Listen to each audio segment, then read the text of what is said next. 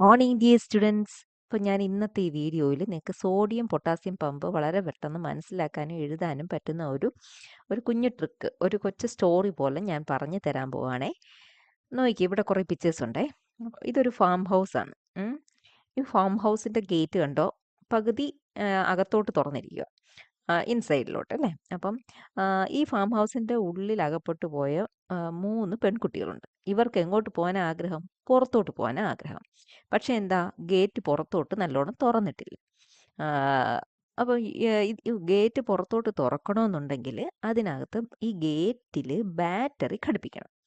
അങ്ങനെ 3 ബാറ്ററി ഘടിപ്പിച്ചു. പക്ഷേങ്കിൽ ഒരു ബാറ്ററി മാത്രം എടുത്തിട്ട് ബാക്കി 2 ബാറ്ററി മാറ്റി വെച്ചു. അപ്പം ആ ഒരു ബാറ്ററി നമുക്ക് കാണാം. ഈ പെൺകുട്ടികൾ അപ്പോഴത്തേക്ക് സന്തോഷമായിട്ട് നിൽക്കുകയാണ്. ബാറ്ററി ഘടിപ്പിച്ചു.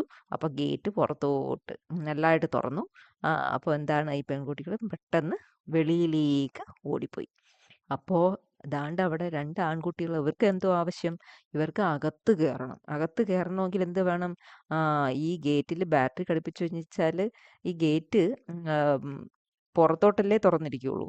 അകത്തോട്ട് തുറക്കണമെങ്കിൽ ബാറ്ററി മാറ്റണം.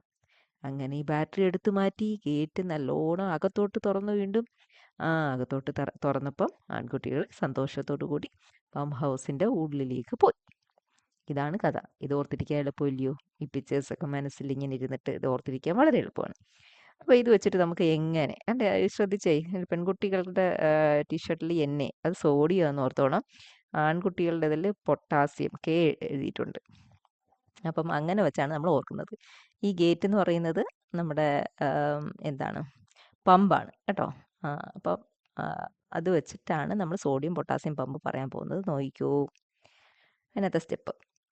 നമ്മുടെ പെൺകുട്ടികൾക്ക് എങ്ങോട്ട് പോകണം? പുറത്തോട്ട്.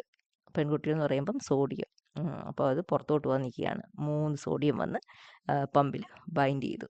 3 സോഡിയം ആദ്യം പമ്പിൽ ബൈൻഡ് ചെയ്തു. പിന്നെന്തോ ചെയ്യേണ്ടത്? ബാറ്ററി ഘടിപ്പിക്കണം അല്ലേ ഗേറ്റിൽ. അതാണ് ഫോസ്ഫോറിലേഷൻ. ബാറ്ററി ഘടിപ്പിച്ചപ്പോഴത്തേക്ക് ഗേറ്റിന് കൺഫർമേഷൻ ചേഞ്ച് വന്നിട്ട് അത് എങ്ങോട്ട് തുറന്നു? പുറത്തോട്ട് തുറന്നു. തുറന്നു കഴിയുമ്പം ആരവിടെ നിൽക്കത്തില്ല? പെൺകുട്ടികൾ, അതായത് സോഡിയം, അവർ പുറത്തേക്ക് പോയി അല്ലേ. പുറത്തേക്ക് പോയി കഴിഞ്ഞപ്പം അവിടെ പിന്നെന്തോ സംഭവിച്ചത്? 2 ആൺകുട്ടികൾ, അവർക്ക് അകത്തോട്ട് വരണം അല്ലേ. അതാണ് പൊട്ടാസ്യം. അപ്പം പൊട്ടാസ്യം വന്ന് ബൈൻഡ് ചെയ്യും. അതായത് പുറത്തോട്ട് തുറന്നിരിക്കുന്ന ആ ഗേറ്റിൽ ഇഷ്ടം വന്നു ചേരാൻ ഇഷ്ടം എന്തുവാ? ആൺകുട്ടികൾക്ക്, അതായത് 2 നമ്മുടെ പൊട്ടാസ്യം അയോൺ. അപ്പോൾ അത് വന്ന് ബൈൻഡ് ചെയ്യും. അപ്പോൾ ഇനി അടുത്ത വേണ്ടുന്ന എന്താണ്? ഗേറ്റ് അകത്തോട്ട് തുറക്കണം. ഗേറ്റ് എന്ന് പറഞ്ഞാൽ നമ്മുടെ പമ്പ്. അകത്തോട്ട് തുറക്കണമെങ്കിൽ ആ ബാറ്ററി, അതായത് ഫോസ്ഫേറ്റ് റിലീസ് ചെയ്യണം, മാറ്റണം. അത് മാറ്റിയപ്പം പമ്പ് വീണ്ടും അകത്തോട്ട് തുറന്നപ്പോൾ ഈ പൊട്ടാസ്യം, അതായത് ആൺകുട്ടികൾ സെല്ലിൻ്റെ അകത്തേക്ക് വന്നു. അതാണ്, മനസ്സിലായോ?